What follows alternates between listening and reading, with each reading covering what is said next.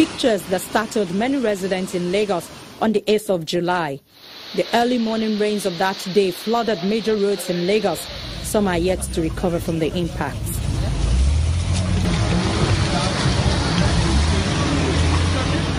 While some say this is rare, others argue it is a common occurrence, contradicting claims that the incident of that day was simply a case of flash flood. Femi Pedro Street in Parkview Estate in Ikoyi, 3 days after a rainfall this week. The signs of its impact are still visible here. The residents and indeed everyone along the Ikoyi-Epe corridor agree it is time something was done. Apart from the fact that ourselves here, we are property owners in that place, majority of the businesses that generate money for Lagos State government is resident in this axis.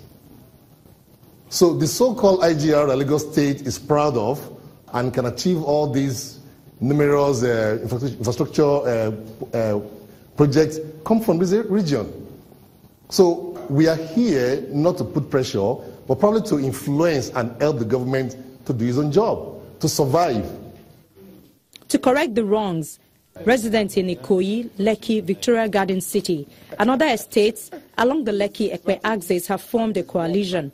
They identify the causes of the flood and say what they are asking for is simple. Two things we've been asking government to do for us: clear the drains regularly. That's one of the, at least, short-term solution. We are demanding, that all further landfills, sand filling must stop. And that all the so-called EIAs should be subject to re-evaluation. I hope that with this collaborative effort, the state government, it's something they can do. And it is something we will make them do. Because we as an association cannot afford, we can't afford to be doing infrastructure for the state government.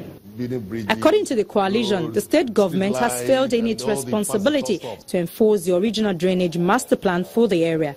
They also fault the sand filling of lagoons and oceans, which they say is causing coastal erosion and forcing water back to land. They cite the inability of the critical ministries like the Ministry of Environment, the Ministry of Waterfront, and the Land and Physical Planning Ministry to work together.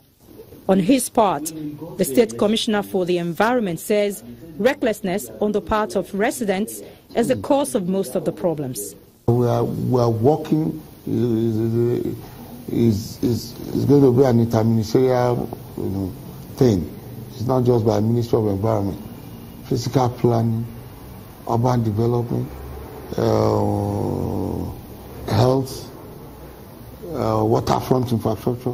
We are all working together to make, and even Ministry of Works, all working together to make sure we solve this problem once and for all. Lagos is prone to flooding because of its geographical location, and many have warned that a disastrous environmental crisis in the state, which is Nigeria's commercial capital, could prove very dangerous for the country at large.